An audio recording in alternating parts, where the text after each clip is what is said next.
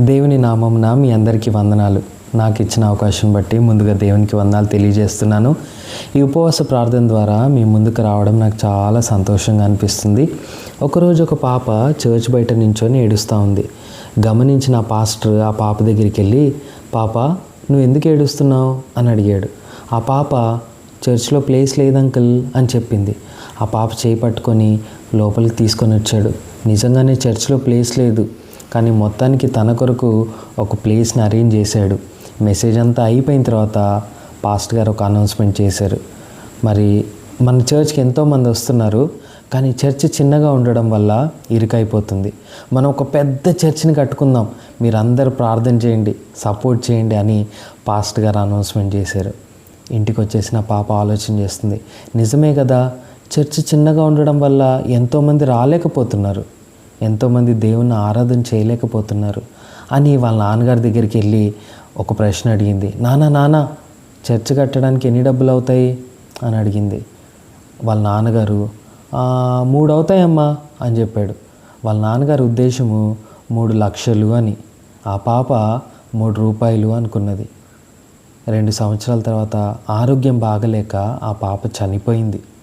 ఆ పాప పడుకొని తలదిండి కింద ఒక పర్స్, ఒక లెటర్ దొరికే. ఆ పర్స్ని, లెటర్ని తల్లిదండ్రులు పాస్టర్ గారికి ఇచ్చారు. పాస్టర్ గారు చర్చ్ అందరి ముందు ఆ పర్స్ని ఓపెన్ చేసినప్పుడు అందులో 57 పైసలు ఉన్నాయి. ఆ పాప ఆ లెటర్లో ఏం రాసిందంటే, ఈ డబ్బులు నేను చర్చ్ కట్టడానికి దాచిపెట్టాను అని రాసింది. అక్కడున్న అందరి హృదయాలు కూడా కదిలింపబడ్డాయి. వాళ్ళందరూ కూడా డొనేట్ చేయడానికి ముందుకు వచ్చారు.